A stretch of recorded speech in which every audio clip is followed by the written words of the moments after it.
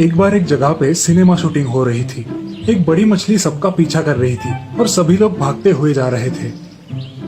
Cut cut cut it short, okay let's take a lunch break. अंदर मछलियों को चलाता छोटू कुछ अपसेट हो गया था। लंच ब्रेक है रे, चल चलते हैं वरना खाना खत्म हो जाएगा। यार छोटू, तो और मैं सिनेमा के हीरो बनने के लिए यहाँ पे आए थे पर हम स्पॉट बॉय बन के रह गए।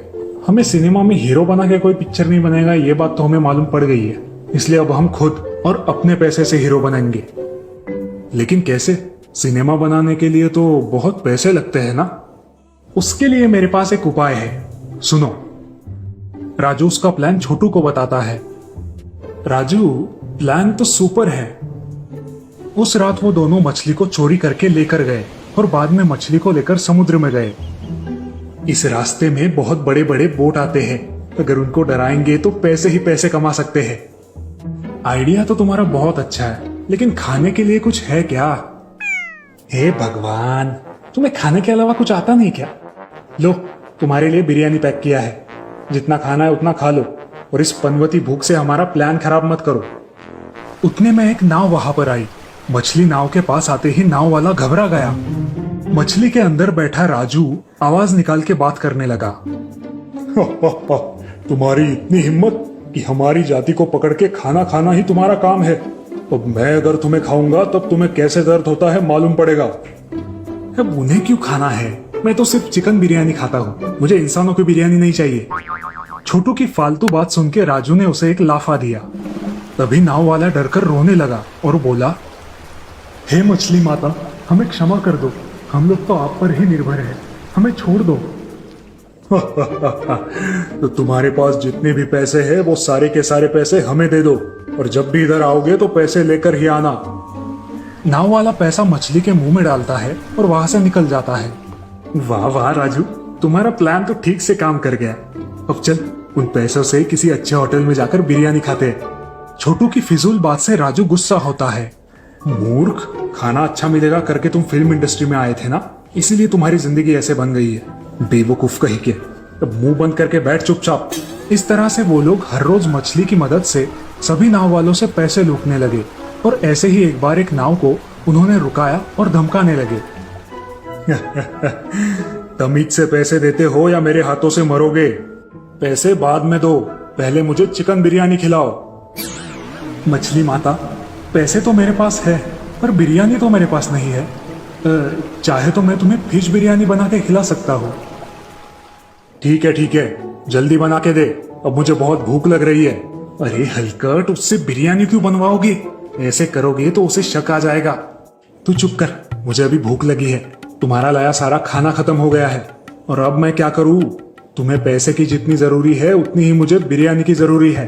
तुम तो जानते हो खाना ठीक से मिलेगा, ये सोच के ही मैं हीरो बनने फिल्म इंडस्ट्री में आया था। राजू को छोटू की बात सही लगती है और वो नाव वालों से तरह तरह के खाने बनवा के खाने लगे। दूसरी ओर समस्या दिन ब दिन बढ़ने के कारण सभी नाव वाले नेवी अफसर से शिकायत करने गए। क्या तुमसे पैसे लिए, बिरयानी मांगी? नहीं, ये सब डाउटफुल लगता है। पैसे लेना, बिरयानी खाना, कुछ तो गड़बड़ है। कुछ सोचने के बाद नेवी अफसर एक नेवी बोट में तरह तरह के खाद्य पदार्थ लेके उसमें मोशन लिक्विड डाल के निकल पड़ा। बीच समंदर आने के बाद वो मछली बोट के सामने आई और नेवी ऑफिसर को धमकाने लगी। तुम नेवी पुलिस हो या जो भी हो, हम तुमसे नहीं डरेंगे। तुम्हें मार कर बिरयानी बनाकर खाऊंगा। अबे ओए राजू, बिरयानी बनाकर खाऊंगा क्यों बोल रहा है? बिरयानी बनाकर खाऊंगी बोलना। राजू ने छोटू को खींच के एक लाफा मारा। मूर्ख, अपनी अकल मत लगा, मैं अपने मुताबिक बात करूंगा। तू कौन है बीच में बोलने वाला? ए नेवी ऑफिसर, चुपचाप पैसे निकाल। ये क्या मछली माता, आपकी आवाज अचानक बदल गई। आपको मिमिक्री भी आती है क्या? अरे बाप रे, लगता है उन्हें शक हो गया है। चल यहाँ से निकलते हैं। अरे रुक, डरपोक कहीं का, उनके लाए आहार खाए बिना मैं यहाँ से नहीं निकलूंगा। छोटू आवाज बदल के नेवी ऑफिसर को डराने लगा। ओए ऑफिसर, चुपचाप वो खाना हमें दे दे, वरना तो आज यहाँ से जिंदा नहीं जाएगा। नेवी अफसर ने साथ लाया खाना उन्हें दे दिया। छोटू ने बड़े चाव से वो खाना खाया और राजू को भी खिलाया। वो खाना खाने के बाद दोनों के पेट में गड़बड़ होना शुरू हो गया। अरे पेट में ऐसी गड़बड़ क्यों हो रही है? मुझे तुरंत बाथरूम जाना है। हाँ, मेरे भी पेट में गड़बड़ लग रही है। मछली के अंदर बैठे राजू और छोटू दोनों पेट में दर्द होने के कारण परेशान हो गए। बाप रे, पेट फूलता जा रहा है। कमबख्त, इसमें एक बाथरूम क्यों नहीं बनाया? तुम्हें अकल थी ना, तो तुमने क्यों नहीं बनवाया? ओए होए, मुझसे नहीं हो पा रहा, मैं जा रहा हूँ बाहर। मैं भी। पेट का दर्द बढ़ने के कारण आखिर वो दोनों पेट पकड़ के मछली के बाहर निकले। तब बाहर खड़े नेवी वालों ने उनकी खूब पिटाई की। अरे छोड़ दीजिए साहब, बाद में मारना, पहले हमें बाथरूम जाने दीजिए ना। हाँ हाँ ठीक है। जैसे ही नेवी अफसर ने उन्हें इजाजत दी, दोनों पानी में कूद गए और पानी में अपना काम तमाम करके जैसे ही फिर दोनों बाहर निकले, वैसे ही दोनों को नेवी अफसर ने पकड़ लिया और जेल में डाला। तो देखा दोस्तों, गलत काम का नतीजा हमेशा बुरा ही होता है, इसलिए हमें हमेशा ईमानदारी से पैसे कमाने चाहिए।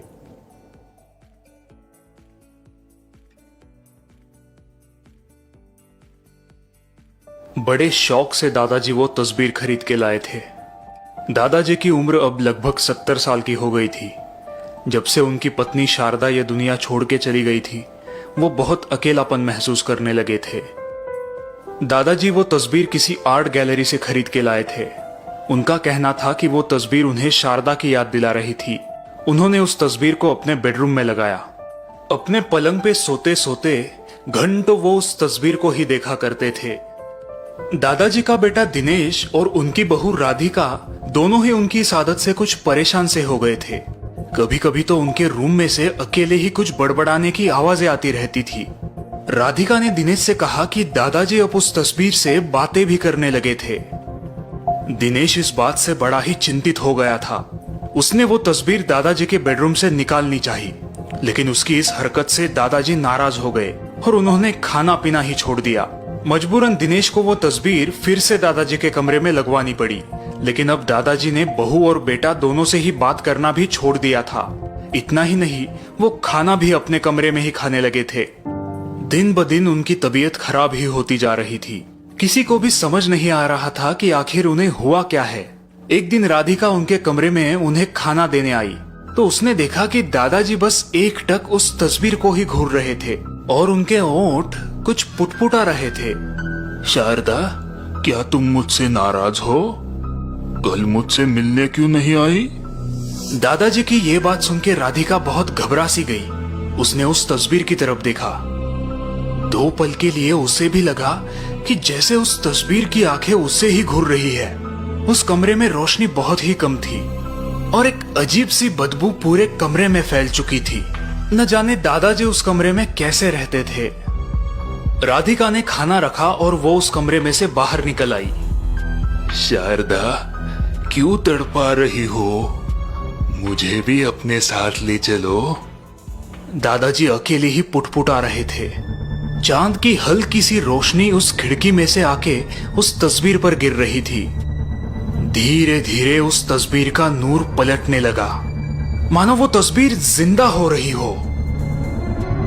शारदा, तुम आ गई, तुम आ गई शारदा। दादाजी पुटपुटा रहे थे। एक सुंदर सी लड़की दादाजी के सिरहाने आके बैठ गई। हाँ, मैं आ गई, वो लड़की बोली। अब मुझे कभी छोड़ के मत जाना। दादाजी इतना बोल ही रहे थे कि चांद की रोशनी उस लड़की के चेहरे पे आ पड़ी। दादाजी ने उसकी तरफ देखा। नहीं नहीं, कौन हो तुम? तुम शारदा नहीं हो, तुम शारदा नहीं हो। वो चिल्लाए। उस लड़की का चेहरा बड़ी ही भयानक तरीके से सड़ चुका था। वो दादाजी की तरफ देखकर मुस्कुराई। डरिए मत, अगले पूर्णिमा के दिन हम एक हो जाएंगे। फिर आपको मुझसे कभी भी अलग नहीं रहना पड़ेगा। दादाजी जोर से चिल्लाना चाहते थे, लेकिन मानो जैसे उनकी आवाज ही चली गई थी। उस लड़की ने धीरे से उनका माथा चूमा और मुस्कुराती हुई फिर से उस तस्वीर में गायब हो गई। दूसरे दिन जब राधिका दादाजी के कमरे में आई, तो वो दादाजी का चेहरा देख जोरों से चिल्लाई। दिनेश दौड़ता हुआ कमरे में आया। उसने देखा कि दादाजी का चेहरा पूरा सूख चुका था, मानो जैसे किसी ने उनका खून ही चूस लिया हो। उनकी सांस तो चल रही थी, लेकिन उनकी आंखें सफेद पड़ गई थी और वो एकटक उस तस्वीर को ही घूरते जा रहे थे। लेकिन अब उनकी आंखों में वो प्यार, वो जज्बात नहीं था जो पहले दिखाई देता था। अब उस प्यार और जज्बात की जगह किसी खौफ ने ले ली थी। उनके ओठ सूख चुके थे, वो कुछ पुटपुटा रहे थे, लेकिन किसी को भी कुछ समझ नहीं आ रहा था। दादाजी, क्या आप कुछ कहना चाहते हैं? दिनेश उनकी बात समझने की कोशिश कर रहा था। पूर्णिमा, पूर्णिमा, अगली पूर्णिमा।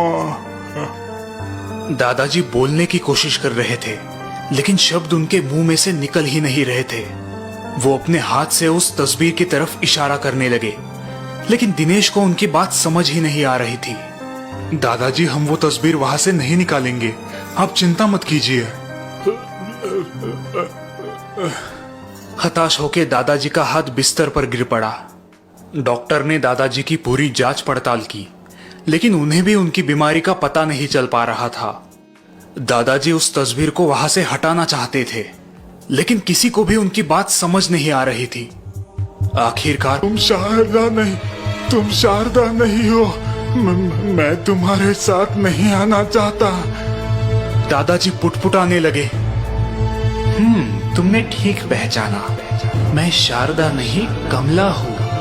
वो लड़की बोल रही थी। एक चित्रकार मेरी तस्वीर बनाना चाहता था। मेरी तस्वीर बनाते बनाते वो मुझसे प्यार करने लगा और उसने मुझसे शादी करने की इच्छा दर्शाई, लेकिन जब मैंने इनकार किया तो उसने गुस्से में आकर मेरी कर दी और फिर मेरे ही रक्त से उसने इस तस्वीर के रंग भरे और बाद में खुद भी कर ली। तभी से मैं इस तस्वीर में रह रही हूँ। जिस दिन मेरी हुई वो दिन भी पूर्णिमा का ही दिन था। हर पूर्णिमा के दिन मुझे रक्त की प्यास लगती है। अब आओ, मेरी प्यास बुझाओ। इतना कहकर उस डायन ने अपना मुंह खोला। दादाजी के मुंह से एक हल्की सी चित्कार निकली और फिर सब कुछ शांत हो गया। दिनेश और राधिका को कभी भी इस बात का पता नहीं चल पाया कि आखिरकार दादाजी की मौत की असली वजह क्या थी। उन्होंने उस कमरे का सारा सामान कबाड़ खाने में बेच दिया, जिसमें वो तस्वीर भी थी। पता नहीं अब वो तस्वीर कहाँ पे है।